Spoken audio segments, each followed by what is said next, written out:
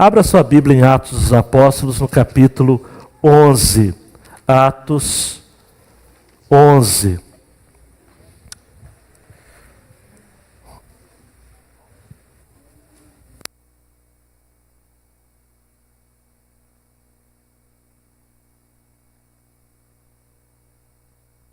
Atos 11. Se for possível, Edina, assim, só aumentar um pouquinho o retorno, esse daqui. Só que eu não sei se tem volume dependente, de repente aumenta só um pouquinho só. Atos 11. Recapitulando, amados, aqui o contexto. Aprove a Deus que eu pregasse a última, não é? No capítulo 10, versículos 23 até 48. A primeira experiência da igreja de compartilhar o evangelho a um gentil. Embora Cesareia seja na Judéia, mas o alvo foi alcançar um centurião romano de nome Cornélio.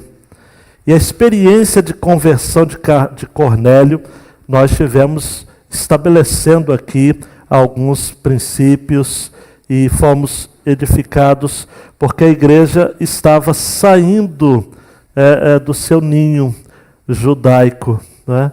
A igreja custou, amados, a cumprir Atos 1:8. Quem se lembra, recita comigo. Mas recebereis poder ao descer sobre vós o Espírito Santo, e ser-me-eis testemunhas, tanto em Jerusalém, como em toda a Judéia e Samaria, e até os confins da terra. Mas foi difícil. A igreja, amados, não apenas no tempo bíblico, mas até nos nossos dias, gosta muito de ficar nas quatro paredes. Sim ou não? Gosta de ficar aqui, convidando pessoas, cuidando dos seus membros. Tem gente que fala o seguinte: olha, esse negócio da igreja trabalhar para os de fora, a igreja tem que dar conforto para os de dentro. Você acredita que esses ouvidos aqui já ouviram isso já? Mas a razão de existir da igreja é em relação aos de fora, sim ou não? Então a igreja demorou, e aí veio Atos 8:1. A igreja que não cumpre Atos 1:8, vive Atos 8:1. No mesmo dia levantou-se grande perseguição contra a igreja que estava em Jerusalém. Todos, exceto os apóstolos, foram dispersos pelas regiões da Judéia e Samaria. Como a igreja não queria sair, Deus deu um chute na porta. Deus criou condições que houvesse uma grande perseguição. E todos foram dispersos, exceto os apóstolos que ficaram em Jerusalém. O restante teve que se espalhar por toda a Judéia e por toda a Samaria. E aí a gente tem textos que vão estar demonstrando, então, através da instrumentalidade de Filipe, de Ananias, que foi o elemento que Deus usou para batizar Saulo, que depois vai ser Paulo. Pedro também vai ser usado na conversão de Cornélio. Mas agora, amados, Pedro é chamado pela igreja de Jerusalém. É chamado à responsabilidade. E agora, então, diante do comunicado do que Deus havia feito na casa de Cornélio, a visão amplia a missão. E a igreja realmente passa a se espalhar, chega até Antioquia, terceira maior cidade do império, primeiro Roma, depois Alexandria, terceiro Antioquia. Uma cidade estratégica, um polo cultural. A Antioquia era chamada de a Paris do mundo antigo. Tamanha era a sua opulência e glória. E lá em Antioquia, que vai se tornar uma das cidades mais importantes da Síria, através de um grupo de estudos bíblicos, de discipulado, os cristãos vão ser, os crentes vão ser chamados pela primeira vez de cristãos. Então vamos ao texto, todos Atos, capítulo 11, por favor. Os apóstolos e os irmãos que estavam na Judéia ficaram sabendo que os gentios também haviam recebido a palavra de Deus.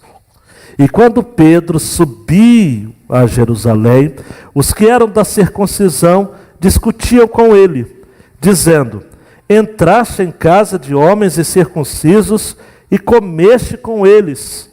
Pedro, porém, começou a fazer-lhes um relato ordenado, dizendo: eu estava orando na cidade de Jope e em êxtase tive uma visão. Alguma coisa descia, baixada do céu, pelas 4 pontas, como se fosse um grande lençol, e aproximou-se de mim. E olhando para ele com atenção, vi quadrúpedes da terra, feras, animais que rastejam e aves do céu. Ouvi também uma voz que me dizia: levanta-te, Pedro, mata e come.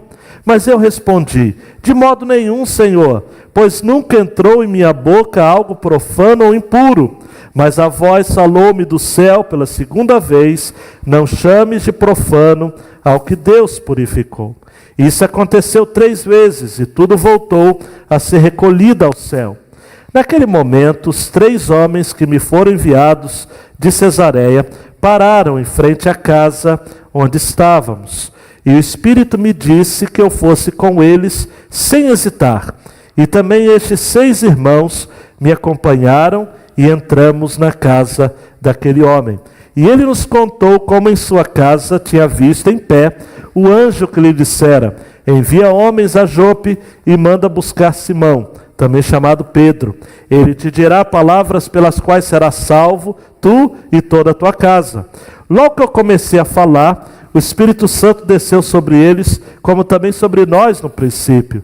Lembrei-me então da palavra do Senhor que disse: João na verdade batizou com água, mas vós sereis batizados com o Espírito Santo. Portanto, se Deus lhes concedeu o mesmo dom que concedera também a nós ao crermos no Senhor Jesus Cristo, quem era eu para que pudesse me opor a Deus? Ouvindo estas coisas, eles se tranquilizaram e glorificaram a Deus, dizendo: então Deus concedeu também aos gentios o arrependimento para a vida. Os que foram dispersos pela tribulação que se deu por causa de Estevão foram para Fenícia, Chipre e Antioquia, anunciando a palavra apenas aos judeus. Mas havia entre eles alguns que tinham vindo de Chipre e de Cirene, os quais, entrando em Antioquia, falaram também aos gregos, anunciando o evangelho do Senhor Jesus. E a mão do Senhor era com eles, e um grande número de pessoas creu e se converteu ao Senhor. Quando a notícia sobre essas coisas chegou aos ouvidos da igreja em Jerusalém, enviaram Barnabé a Antioquia. Ali chegando, Barnabé alegrou-se ao ver a graça de Deus e exortava a todos a perseverarem no Senhor com firmeza de coração, porque era um homem bom, cheio do Espírito Santo e de fé, e muita gente se uniu ao Senhor. Então Barnabé partiu para Tarso, em busca de Saulo. Tendo-o achado, levou-o para Antioquia. E durante 1 ano inteiro reuniram-se naquela igreja e instruíram muita gente. Em Antioquia, os discípulos foram chamados de cristãos pela primeira vez. Naqueles dias, profetas desceram de Jerusalém para Antioquia. Levantando-se um deles, chamado Ágabo, indicou pelo Espírito que havia uma grande fome em todo o mundo, que ocorreu no tempo de Cláudio. E os discípulos, cada um conforme suas posses, resolveram enviar ajuda aos irmãos que habitavam na Judéia. E assim fizeram, enviando-a aos presbíteros pelas mãos de Barnabé e Saulo. Oh Deus, por favor, fale à sua igreja aqui reunida, homens, mulheres, jovens, adolescentes, juniores, o peso da tua palavra, a riqueza da tua palavra, que não haja empecilhos para que haja uma compreensão plena daquilo que o Senhor tem para nós nesta noite, em o nome do Senhor Jesus. Amém e amém. Eu entendo, amados, que em uma frase, Dani, esse texto está falando a seguinte verdade: quando a igreja olha, preste atenção, para fora dos seus limites, consegue determinar um alvo em sua missão de anunciar o Evangelho do Senhor Jesus. Aprove a Deus, amados, pela providência dele mesmo, que essa mensagem estivesse sendo falada justamente depois do encerramento da nossa campanha de missões mundiais, onde pela graça de Deus vivemos domingo passado aqui um milagre, não é? Ultrapassamos os 21 mil, sendo que o nosso alvo era 20 mil. Mas mais do que o alvo financeiro, que eu acredito que é extremamente relevante, é a igreja mudar sua mentalidade. É a igreja passar a olhar para fora dos seus limites. Em Atos dos Apóstolos nós temos esse desafio. Se a gente for dividir o livro, seguindo uma estrutura geográfica, dos capítulos 1 a 7, o Evangelho está em Jerusalém.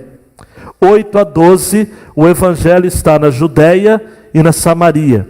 E 13 a 28, o Evangelho, testemunho de Jesus, alcança os confins da terra. Para Lucas, o autor de Atos dos Apóstolos, o que de fato importa é que o Evangelho seja comunicado de modo transcultural, alcançando as mais diversas culturas. A evangelização mundial sempre esteve na agenda de Deus. E a fonte, o poder necessário para que este projeto ocorra, sempre foi e sempre será o Espírito Santo de Deus. Não podemos nos limitar, não podemos ficar restritos. Eu divido esse texto em duas porções simples. A primeira, Dani dando um toque, a igreja expande a sua visão. Os versos 1 a 18 nós temos a expansão da visão da igreja. Os apóstolos, os irmãos em Judeia, ficam sabendo, olha, os gentios também receberam a palavra. Pedro então sobe a Jerusalém, no versículo 2, e os que eram da circuncisão, isto é, os judeus, discutem com ele. E a polêmica provocada, no versículo 3, não era uma polêmica relacionada à mensagem do Evangelho, mas a usos e costumes. Versículo 3, entraste em casa de homens incircuncisos e comeste com eles. Os judeus estavam muito mais preocupados com as tradições, com os costumes, de que um judeu não poderia ser hospedado na casa de um pagão, não poderia sentar à mesma mesa de alguém que não fosse igualmente judeu, do que com qualquer outra realidade a respeito da visão de expor e expandir o Evangelho. Por isso que a partir do versículo 4, Pedro começa a contar, começa a compartilhar daquilo que havia acontecido.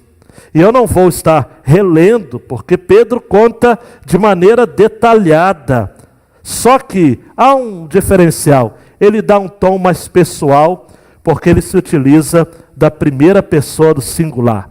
Então ele sempre está falando, eu vivi, eu experimentei, eu vi. E Deus havia falado, e você há de se lembrar de maneira muito clara, de que, de fato, a visão de Pedro precisava mudar. Você vai encontrar, por exemplo, quando ele narra, a partir do versículo 5, eu estava orando na cidade de Jope, em êxtase tive uma visão, e ele fala dessa visão do grande lençol, mostrando quadrúpedes da terra, feras, animais e aves, e há uma voz, levanta Pedro, mata e come. E a culinária, a dieta hebreia era extremamente restritiva a determinados animais, a determinados pratos. Daí então, essa expressão, levanta Pedro, mata e come, rompeu com uma série de preconceitos. Pedro, obviamente, arraigado que estava em sua cultura, no versículo 8, ele admite que respondeu para o Senhor, de modo nenhum. Nunca entrou em minha boca algo profano ou impuro. Daí no versículo 9 diz que pela segunda vez, a voz do céu diz: não chames de profano ao que Deus purificou. Em outras versões diz: não chames tu comum aquilo que eu santifiquei.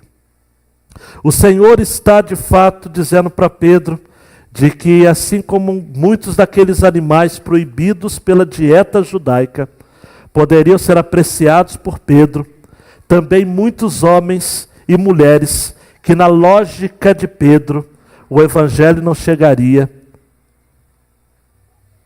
sem sombra de dúvida também seriam alcançados pela palavra do Senhor. A partir de Cornélio. A partir de Cornélio. Daí então, versículo 10 vai dizer de que isso aconteceu 3 vezes. A teimosia de Pedro já nos é muito familiar. Pedro cede, vai até a casa de Cornélio, prega a palavra do Senhor e diz-nos então, no versículo 15, que Pedro admite que logo que começa a falar, o Espírito Santo desce sobre a casa de Cornélio. E eu fico imaginando que quando Pedro disse: o Espírito Santo desce, ou desceu sobre a casa de Cornélio, houve, sem sombra de dúvidas, um burburinho. Houve uma inquietação. Quem sabe até uma indignação, mas como? Como? E Pedro diz, versículo 16, eu me lembrei da palavra do Senhor que disse: João na verdade batizou com água, mas vós sereis batizados com o Espírito Santo. E daí no versículo 17, Paulo faz uma pergunta, não é? E eu trouxe aqui a versão da Nova Versão Transformadora, do versículo 17. E uma vez que Deus deu a esses gentios a mesma dádiva que concedeu a nós, quando cremos no Senhor Jesus Cristo, quem era eu para me opor a Deus? Se Deus está fazendo, se Deus está salvando os gentios, os não-judeus, se Deus está querendo que o evangelho que nós recebemos e as mesmas experiências com o Espírito Santo dadas a nós no dia de Pentecostes, registradas em Atos no capítulo 2, se essas mesmas experiências, se esses mesmos sinais são ministrados também aos gentios, Pedro diz: quem era eu para me opor a Deus? Deixa eu abrir um parênteses aqui muito sério. Quando você não apoia missões, você está em oposição ao plano de Deus para a igreja. Quando você não compreende que a nossa responsabilidade não é apenas domesticar a fé, mas é sobretudo expandi-la para outras pessoas, você está servindo de entrave, de empecilho para a obra de Deus neste mundo. E eu não posso crer que em sã consciência alguém possa ocupar esse papel sem se constranger. Diante dessa fala, versículo 18 fala que ouvindo essas coisas, eles se tranquilizaram e glorificaram a Deus, dizendo: então Deus concedeu também aos gentios o arrependimento para a vida. A mensagem traduziu assim: ao ouvir o relato, eles ficaram quietos e em seguida começaram a louvar a Deus. Então aconteceu. Deus se manifestou a outras nações, abrindo para elas o caminho da vida. Há um livro de Patrick Johnston, que é um famoso missiólogo, chamado A Igreja é Maior do que Você Pensa. Eu acredito de que foi isso que aconteceu na igreja de Jerusalém naquela oportunidade. Agora você deve estar perguntando, eles aprenderam a lição? Mais tarde, no capítulo 15, você vai encontrar que um concílio é convocado na mesma Jerusalém para tentar resolver um problema parecido. Mas então você deve estar pensando, foi em vão? Não houve nenhuma mudança significativa então? A igreja está expandindo a visão, glorifica a Deus, admitindo que Deus havia concedido aos judeus o arrependimento, mas ficou por aí? Aí não. Aí vem Dani mais um toque. Na segunda porção, a igreja expande a sua missão. A despeito do que muita gente em Jerusalém ainda estava com preconceito, Deus faz um movimento. Repita comigo, Deus faz um movimento. Deus faz um movimento. Vamos ver 19 a 30 este movimento. Os que foram dispersos pela tribulação que se deu por causa de Estevão, Atos 8, 1, foram para a Fenícia, onde hoje é o Líbano. Chipre, que é uma ilha do Mediterrâneo. E Antioquia, hoje a Síria. Anunciando a palavra apenas aos judeus. Você vê que, mesmo dispersos, este grupo ainda mantinha uma visão restritiva. Mas, versículo 20, olha que beleza demais.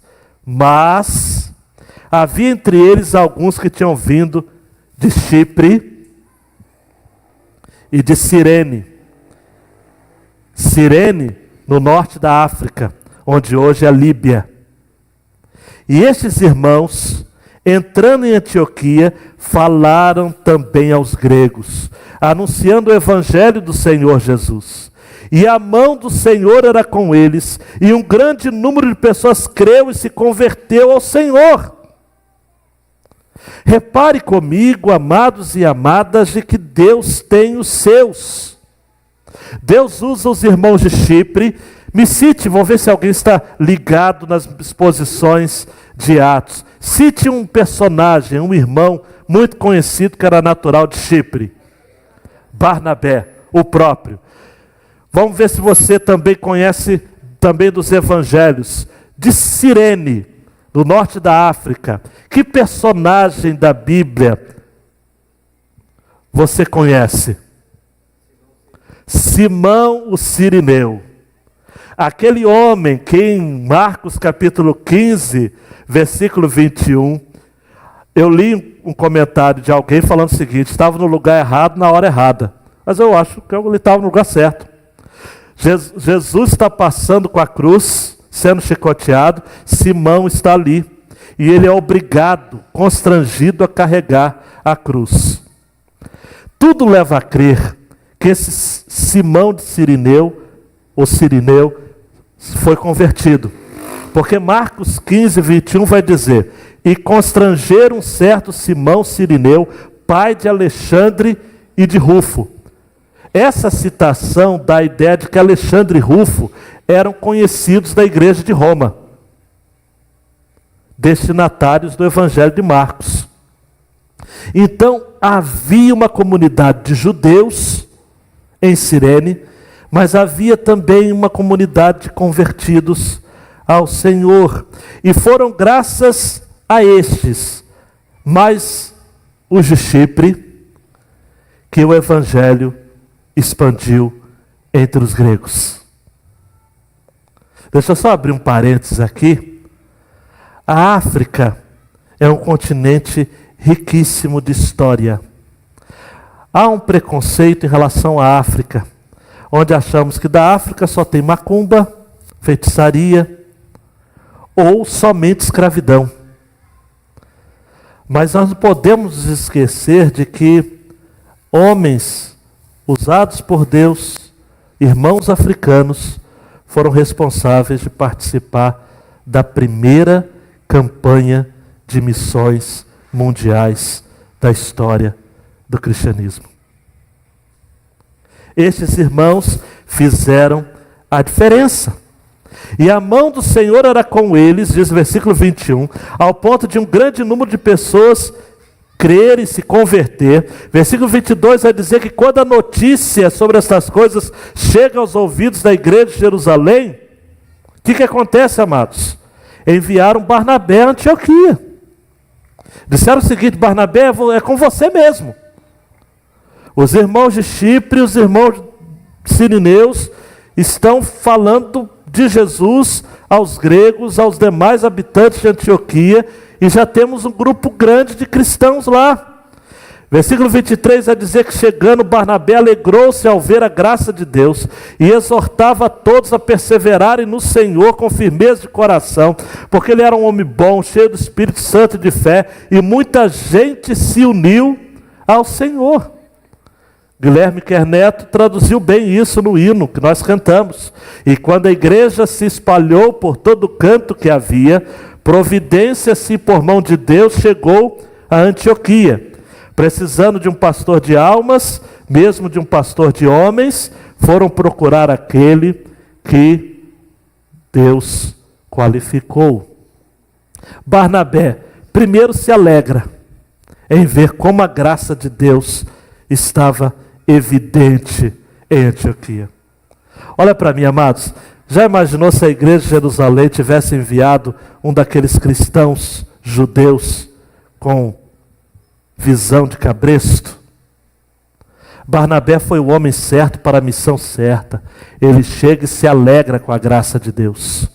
Eu quero fazer uma pergunta para você. Você se alegra ao ver a graça de Deus em determinados movimentos, que mesmo você talvez tendo algumas restrições, mas que Deus fala no seu coração de que tais movimentos é de Deus? Você está disposto a mudar aquilo que você tem de visão, de cosmovisão, para abrir a sua mente, para entender que a obra de Deus é maior do que você pensa e do que os seus preconceitos? Isso é de pirar a cabeça da gente. Barnabé chega ali e fala o seguinte: eu vejo a graça de Deus aqui, eu vejo que o que está acontecendo aqui é a favor do Senhor. E ainda no versículo 23, e ele exorta todos a perseverarem, com firmeza de coração. Mantenham, gente.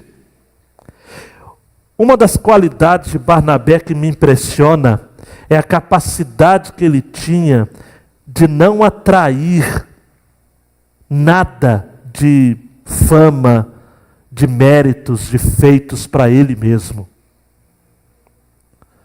Barnabé, ele aqui pede para que as pessoas estejam servindo ao Senhor, com firmeza de coração. Por isso que ao final do versículo 24 vai dizer: e muita gente se uniu a Barnabé. É isso?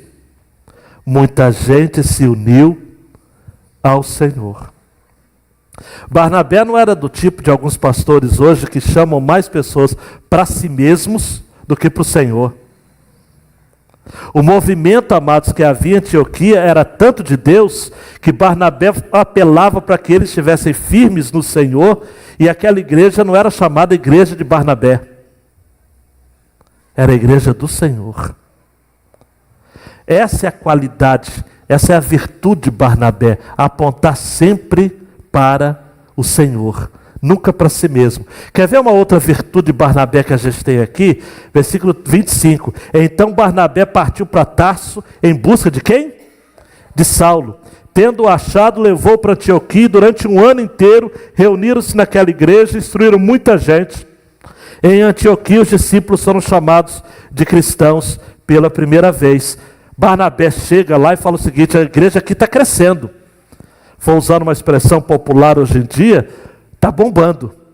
Eu vou chamar alguém. E ele se lembra de Saulo, que estava abandonado pelos judeus em Jerusalém, por isso ele foi se esconder em Tarso, na sua cidade natal.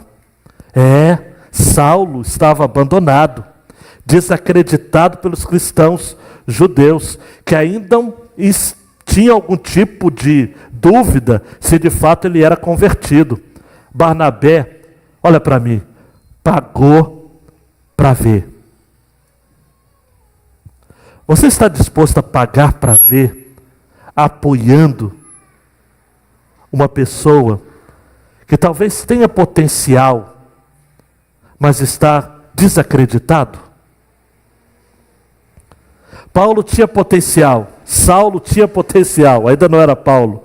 Eu costumo dizer que Saulo chega em Antioquia e quem sai é Paulo. Porque é uma outra qualidade também de Barnabé. Barnabé soube ser o segundo. Ele não se apegava à preeminência. Porque você vai encontrar, a partir, amados, do capítulo 13, você não vai encontrar mais Barnabé e Paulo. Mas na primeira viagem missionária, você vai encontrar Paulo e Barnabé. Barnabé sabia ser o segundo. Mesmo tendo mais experiência, mais bagagem, mais tudo.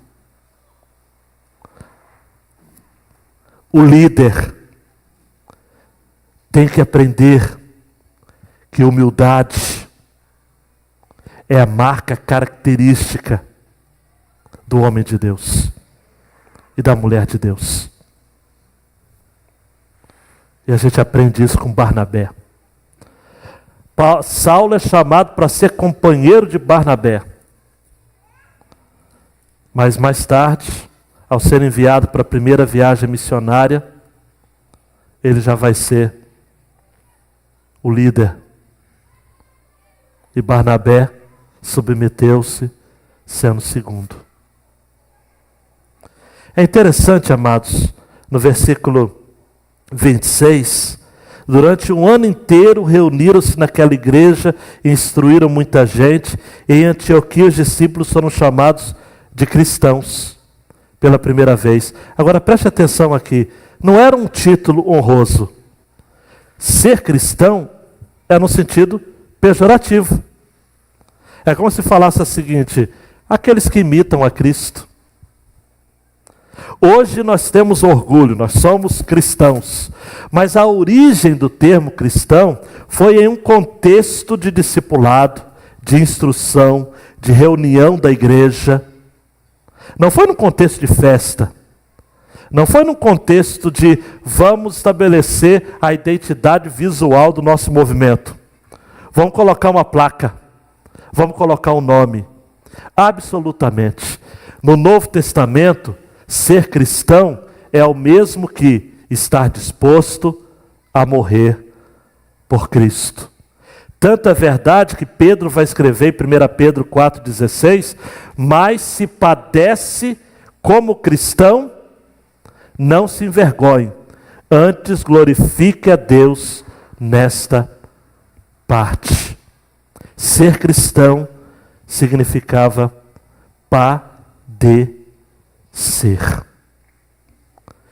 Os versículos 17, 27 até 30 podem parecer meio que fora, deslocado, porque aí já fala de que naqueles dias profetas desceram de Jerusalém para Antioquia. Levantando-se um deles chamado Ágapo, indicou pelo Espírito que haveria uma grande fome em toda a terra. E os discípulos, cada um conforme suas posses, resolveram enviar ajuda aos irmãos que habitavam na Judéia. E assim fizeram, enviando aos presbíteros, pastores, pelas mãos de Barnabé e Saulo. Olhe para mim, não está deslocado não. Esse texto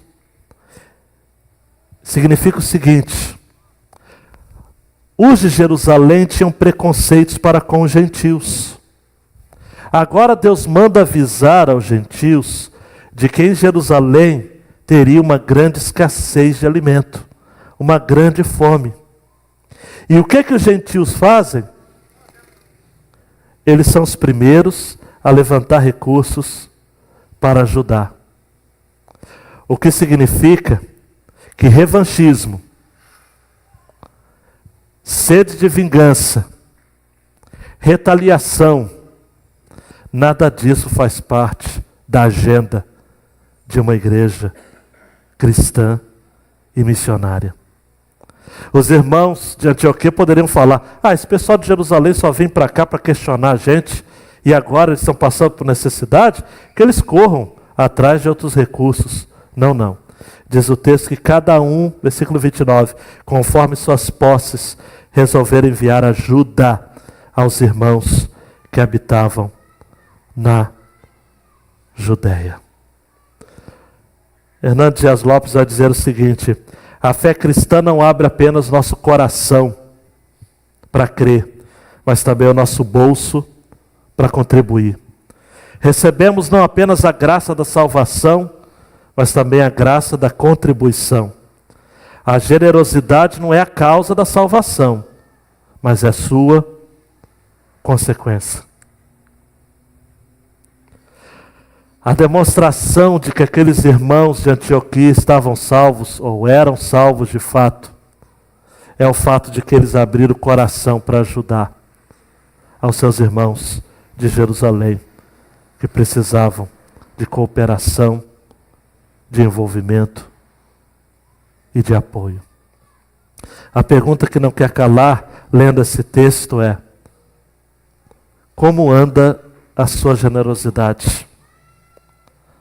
Até que ponto você não tem se emocionado com aquilo que tem acontecido no mundo, mas não apenas se emocionado, mas tem procurado ajudar?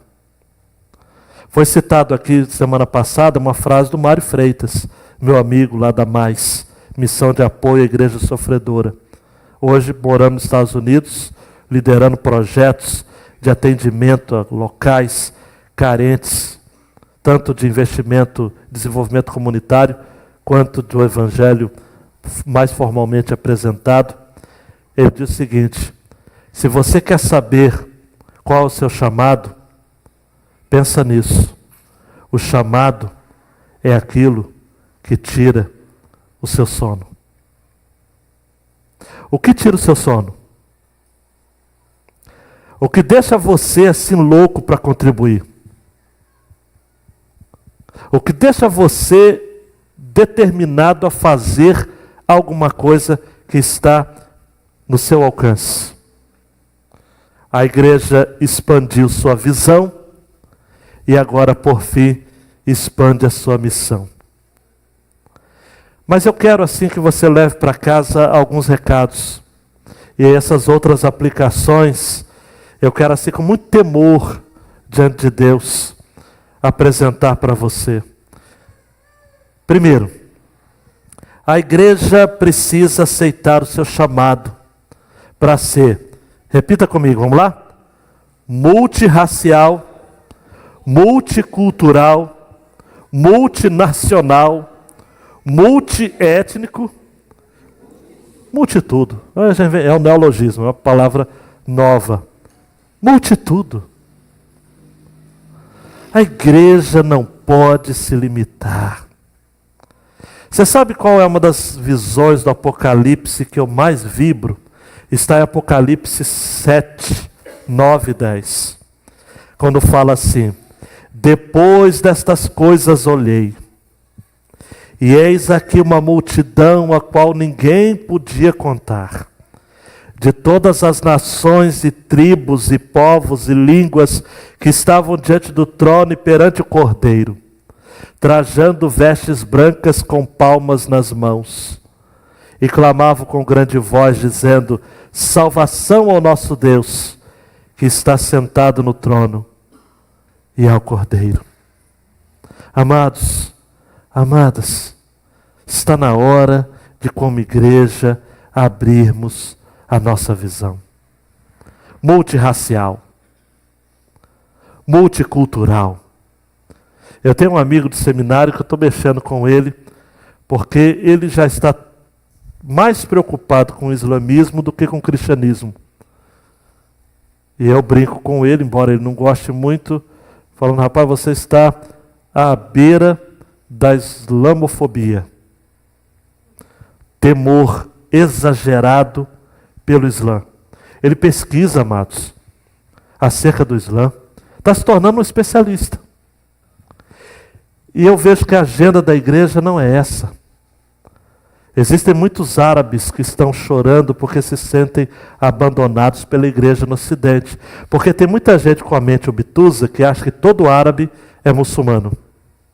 A maior nação muçulmana não está no Oriente Médio. Não sei se vocês sabem, é a Indonésia, que está na Oceania. Nem todo árabe é muçulmano. Há muitos cristãos árabes. A faixa de Gaza tem uma igreja batista crescente. Em Belém tem uma igreja batista e um seminário bíblico. Estamos crescendo no mundo árabe. E tem muita gente com preconceito de achar que um árabe, por exemplo, na igreja é porque está tendo qualquer outro, é um espião, um infiltrado. A igreja tem que ser multirracial, multicultural. A igreja não pode ter barreiras, não pode conhecer fronteiras. Talvez você precise fazer a viagem missionária para você entender. Você que tem muito preconceito com a liturgia, vá cultuar ao Senhor com os irmãos africanos. Vá cultuar ao Senhor com os nossos irmãos haitianos. O Haiti não é na África. Muita gente que ia comigo para o Haiti falava o seguinte: finalmente eu vou conhecer a África. Ele comprou a passagem e não sabia que o Haiti é na América Central. Você precisa conhecer o mundo. Você precisa abrir a sua visão. A igreja é muito maior do que você pensa. Deixa de ser preconceituoso. Não, isso daí não pode. Por que não? Visitar tribos indígenas.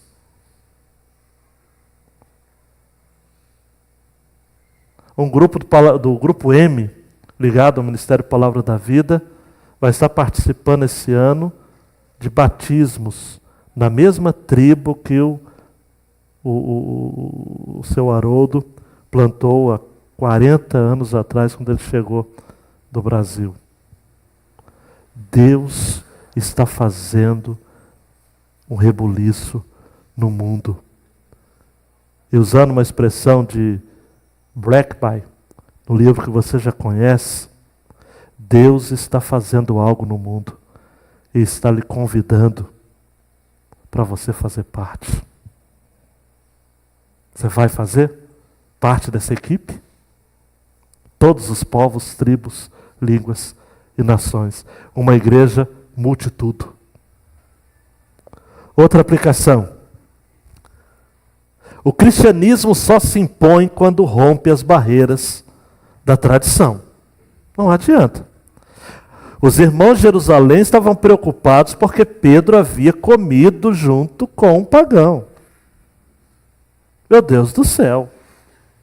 Na igreja da Galácia, Paulo havia feito um excelente trabalho ali na região. Quando Paulo sai, um grupo de Jerusalém é mandado para lá para doutrinar a igreja a respeito de princípios, de usos e costumes judeus. Gente, usando a linguagem de Paulo aos Gálatas, que foram enviados para espiar a liberdade. Daí Paulo escrever aos Gálatas, vai dizer, capítulo 3, 28 a 29. Nisto não há judeu, nem grego, não há servo, nem livre, não há macho, nem fêmea, porque todos vós sois um em Cristo Jesus, e se sois de Cristo, então sois descendência de Abraão, e herdeiros conforme a promessa. Paulo diz, chega! Não há diferença entre judeu, grego, servo, livre, homem, mulher, todos são um. E se são de Cristo, são descendência de Abraão, sim. São herdeiros da mesma promessa. Chega de tradição. Preste atenção. Chega de judaizantes na igreja. Eu tive um professor no curso de mestrado que eu fiz, de pós-graduação, que dizia o seguinte, que nós deveríamos saber o hebraico, porque o hebraico é a língua de Deus. E quem não conhece hebraico não pode interpretar a Bíblia corretamente. É uma bobeira assim, uma bobeira culta, dita por um culto. Ele achava que estava abafando. Amados, a linguagem de Deus não é o hebraico. Segundo a 1 Coríntios 13, a linguagem de Deus é o amor. Ainda que eu falasse as línguas dos homens e dos anjos, e não tivesse amor, Seria como metal que soa ou como símbolo que retine. A linguagem do amor. Todas as vezes que eu liderei viagens ao exterior, as pessoas amedrontadas quanto à língua, eu só falava o seguinte: fale a linguagem universal, o amor. E sempre, Deus sempre agiu. Temos que romper com as barreiras da tradição. Uma outra aplicação. Um dos sinais de um avivamento é quando o crescimento do evangelho surpreende até mesmo os que possam ser seus promotores. O Espírito Santo sopra onde e como quer. O pessoal de Jerusalém ficou surpreso porque em Antioquia a igreja estava crescendo. E um dos grandes sinais do avivamento é quando aqueles que, entre aspas, pensam que são seus promotores, ficam surpresos. Que avivamento, amados? Presta atenção. Quer ver uma imagem gráfica para você mentalizar? Avivamento é fogo em lenho seco, em capim seco. A coisa acontece. Faz diferença. O Espírito sopra onde quer, como quer. João capítulo 3, versículo 8. O vento assopra onde quer e ouves a sua voz, mas não sabes de onde vem, nem para onde vai. Assim é todo aquele que é nascido no Espírito. É Deus quem faz a obra do jeito dele. Do jeito dele. Preste atenção. O avivamento, nós não determinamos como começa. E nós não determinamos como termina. É deixar Deus agir. Usando uma expressão de Martin Lloyd Jones, num avivamento, Deus faz em 5 anos aquilo que a igreja não fez em 50. É obra de Deus. Ninguém pode parar, nem manipular. O Espírito Santo não é sugestionável, não é manipulável, ele é livre, absolutamente livre. Outra aplicação, a igreja missionária é aquela que investe em instrução e não em diversão para as pessoas. Os discípulos foram chamados de cristãos quando eles começaram a estudar a Bíblia. Paulo vai escrever aos Filipenses dizendo o seguinte: olha, assim já não sois mais estrangeiros nem forasteiros, mas concidadãos dos santos e da família de Deus, edificados sobre o fundamento dos apóstolos e dos profetas. Amados, eu sonho com um dia em que nós vamos encontrar homens e mulheres correndo a fim de marcar encontros com os seus, para estudar a palavra de Deus, pura e simplesmente.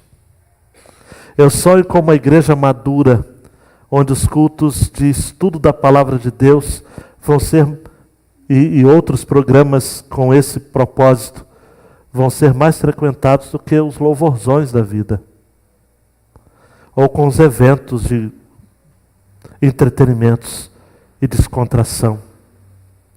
Um dia um jovem que saiu de nossa igreja já tem algum tempo, e olha que ele me deu muita dor de cabeça, me chamou numa mensagem e disse o seguinte: pastor, eu tenho um grupo de mais de 50 jovens que estão decepcionados com a igreja, e todos eles falam a mesma coisa: saímos da igreja porque não tinha diversão. Sábado à noite, muitos deles a gente não tinha opção. Eu perguntei: mas quem disse para você que jovem fica na igreja apenas por conta de diversão? A gente tem que fazer isso? Promover eventos? O que faz com que jovens permaneçam no Evangelho é o amor à palavra de Deus. Só isso. Eu não estou querendo dizer com isso que a gente não vai se divertir, não vai se alegrar. Mas a base não pode ser essa, amados. Eu fico muito preocupado quando eu sei de igrejas que estão fazendo baladas gospel. Estão fazendo eventos para atrair jovens. E Mark Dever tem uma frase muito interessante que diz o seguinte: você, quando atrai os jovens com algo que não é o evangelho, você está atraindo jovens para aquela modalidade de atividade, não para o evangelho. Você só atrai jovens para o evangelho se você estiver comunicando o evangelho a elas. Os discípulos foram chamados cristãos depois de estudarem a Bíblia ou o Evangelho por 1 ano. Essa é a marca do verdadeiro cristão.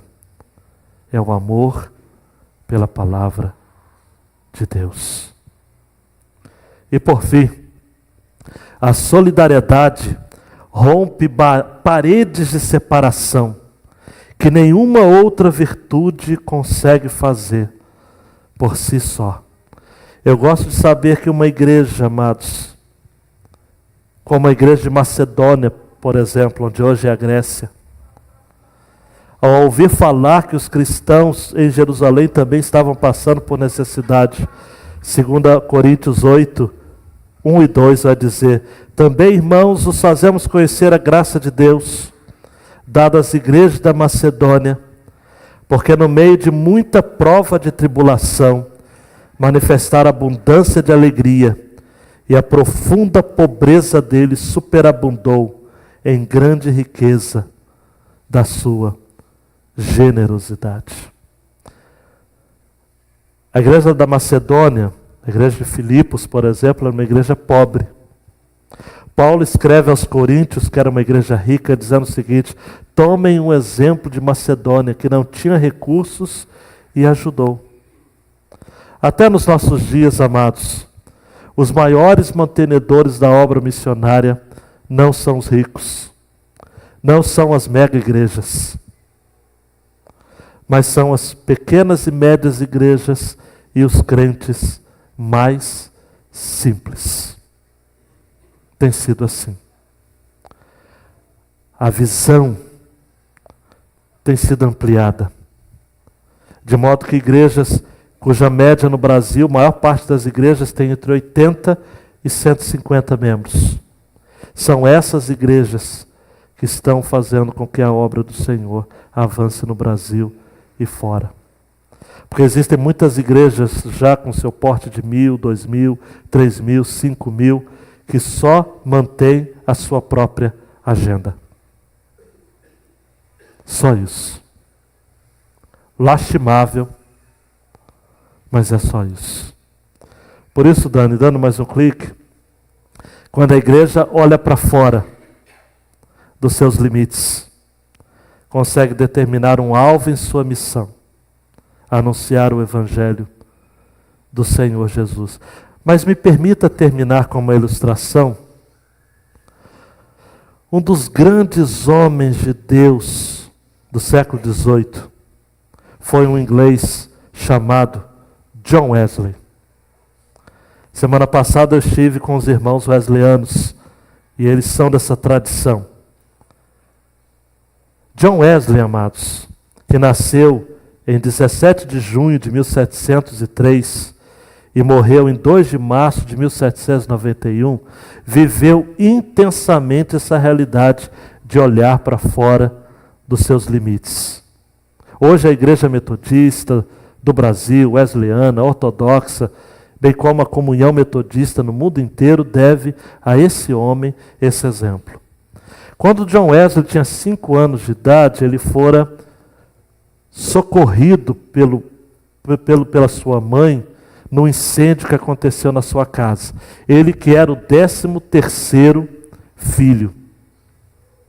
Sua mãe, Susana, pensou o seguinte: esse menino é especial. Com 5 anos de idade, amados, John Wesley foi alfabetizado. E preste atenção, ele foi alfabetizado no livro de Salmos. Esse menino cresceu, se tornou ministro anglicano. e desejou falar de Jesus aos índios nas colônias americanas.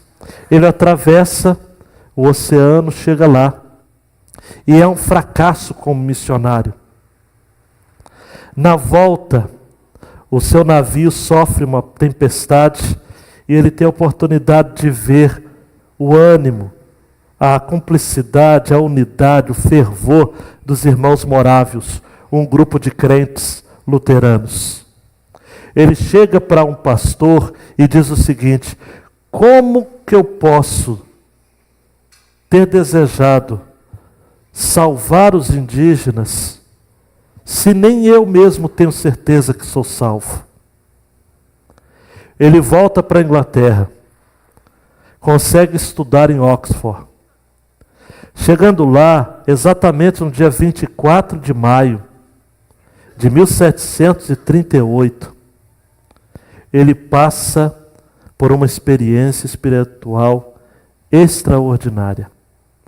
E eu quero chamar sua atenção para que eu leia o que ele escreveu no seu diário acerca desse dia. Cerca das 9 horas, no meu quarto, enquanto eu ouvia a descrição que Lutero fazia sobre a mudança que Deus opera no coração através da fé em Cristo, eu senti que o meu coração ardia de maneira estranha. Senti que, em verdade, eu confiava somente em Cristo para a salvação e que uma certeza me foi dada de que Ele havia tirado meus pecados, em verdade meus, e que me havia salvo da lei do pecado e da morte. Comecei a orar com todo meu poder por aqueles que de uma maneira especial me haviam perseguido e insultado. Então testifiquei diante de todos os presentes o que pela primeira vez sentia em meu coração. Preste atenção, nos 50 anos seguintes, Wesley pregou uma média de 3 sermões por dia, a maior parte ao ar livre. Teve uma vez que ele pregou para 14.000 pessoas. Milhares saíram da miséria e imoralidade e cantaram a nova fé, ouvindo a mensagem de John Wesley e cantando os hinos do seu irmão Carlos Wesley. Tudo aconteceu, amados e amadas, porque um dia Wesley teve a coragem de perguntar a si mesmo: como é que eu posso desejar falar de Jesus para os outros, se nem eu mesmo tenho certeza que sou salvo? Talvez você que está aqui me ouvindo nesta noite precise fazer a mesma pergunta de John Wesley. A igreja precisa olhar para fora dos seus limites, mas ela somente o faz quando os seus membros são genuinamente convertidos. Seu coração, usando a expressão de John Wesley, já ficou estranhamente aquecido um dia? Você tem certeza da sua salvação? Você quer comunicar esta mensagem da salvação para outras pessoas que não conhecem? Você compreende que a sua vida só tem sentido nisso? John Wesley viveu tão intensamente isso que ele não se casou, abria mão do seu salário para sustentar os mais pobres, viveu intensamente o Evangelho. Eu e você precisamos ter também tal radicalismo. Em relação ao Evangelho, preste atenção, é tudo ou nada. Se você ainda está confiando em algum tipo de autojustiça, de merecimento próprio, você está enganado. Deus quer que você seja exclusivamente refém da graça de Deus e escravo do seu chamado, a ponto de você perder o sono, por saber que tem parentes seus indo para o inferno, em saber que há pessoas neste mundo. As últimas pesquisas falam em 2 bilhões de pessoas no mundo que nunca ouviram falar de Jesus. E a responsabilidade de quem? É nossa. Integralmente. Nossa. Abaixa a cabeça, meu amado. Abaixa a cabeça, minha amada. Deus chama você. Deus está chamando você para esta obra. Ele está lhe convocando.